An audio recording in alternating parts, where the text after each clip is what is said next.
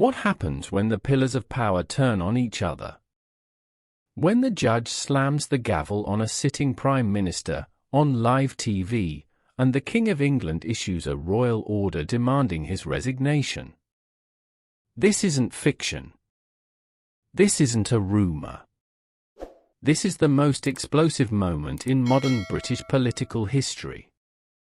And tonight, we break it all down, minute by minute, the fall of Keir Starmer, the rebellion inside Downing Street, and the King's unprecedented intervention that has sent the United Kingdom spiralling into constitutional crisis. Did you know that over 95% of our viewers aren't subscribed to the channel? We totally get it, life gets busy and sometimes it's easy to forget. But here's the thing, subscribing is completely free, and it really helps us keep creating the content you enjoy. So why not hit that subscribe button and join our community? It only takes a second, but it makes a world of difference to us. Thank you for your support. It started without warning. No announcement.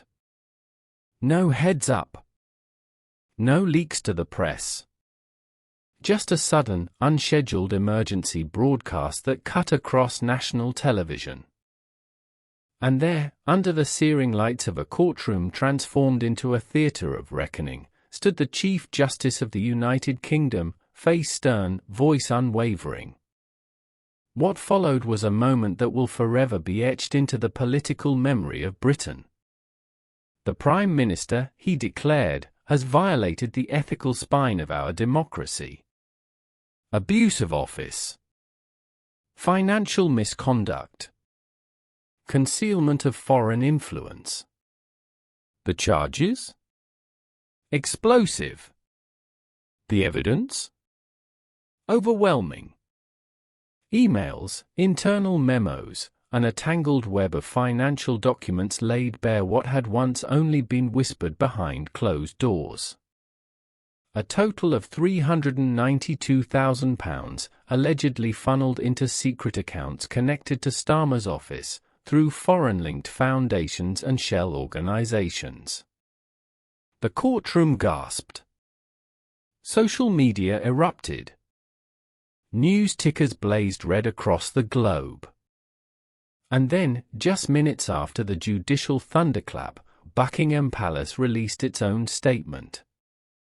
It was short, direct, earth-shattering. King Charles, for the first time in modern history, invoked royal authority to publicly demand the resignation of a sitting Prime Minister. In the national interest, and to preserve the constitutional integrity of this nation, the Prime Minister must step down immediately. The order was not symbolic. It was a declaration of zero confidence from the highest moral seat in Britain. Suddenly, the very institutions designed to protect democracy, the Crown and the judiciary, stood united against Downing Street.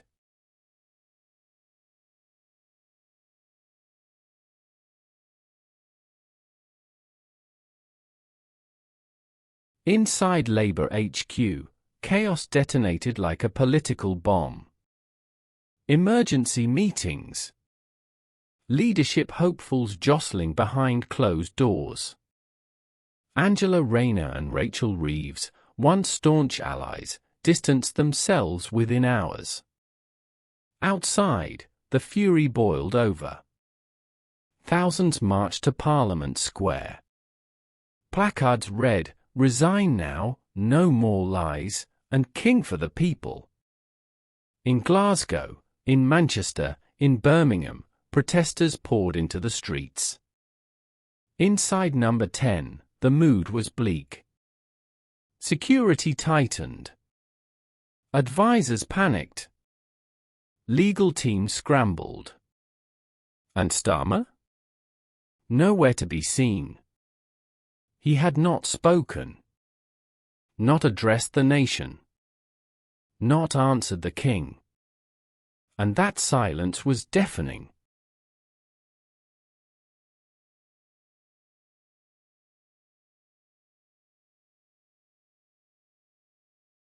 The judge's investigation, we now know, began with an anonymous tip-off, believed to have come from within Starmer's own party. What investigators uncovered went far beyond hidden donations. Classified trade deals, undisclosed partnerships with foreign donors flagged by MI6, and evidence that Parliament had been bypassed entirely on multiple occasions. This wasn't just unethical. It was possibly criminal. One senior legal expert told us off camera.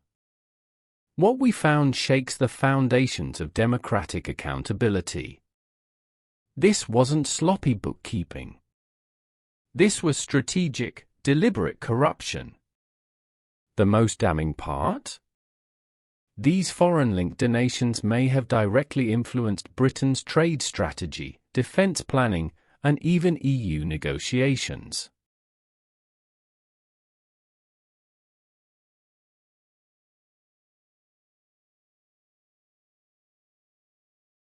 And in that moment, when the judge's final recommendation was made, resignation, immediate and unconditional, King Charles acted. Never before in the modern democratic era has a monarch taken such a bold, active role in state affairs. Some called it overreach. Others, a rescue mission for the nation. But regardless of the constitutional debate, one thing was now clear. The Prime Minister had lost the confidence of the law, the Crown, and the people. Labour insiders began preparing for the inevitable. Names flooded newsrooms: Reeves, Rayner, West Streeting. But no one knew if the party could survive this level of betrayal. Meanwhile, Conservatives, and especially Nigel Farage, seized the moment. On national TV, Farage thundered, "This isn't just the end of Keir Starmer. It may be the end of the Labour Party as we know it."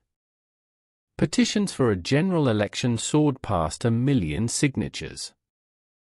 Tensions in Parliament hit boiling point. And still, the Prime Minister remained silent. The UK now faces a constitutional fork in the road. If Starmer defies the King and refuses to resign, a direct collision between Parliament and the monarchy could unfold, a crisis not seen since the days of Charles I. But if he bows out, it would mark the most dramatic resignation in British political history. As dawn breaks over Westminster, the nation holds its breath. Will Keir Starmer step down, or will he drag Britain into its greatest political storm in a century? Your voice matters. Let us know what you think. Is this the final chapter for Starmer, and for Labour? Or can the party recover from the rubble and rise again? Share your thoughts in the comments, and for more explosive updates on UK politics, subscribe now. Because in times like these, staying informed is everything.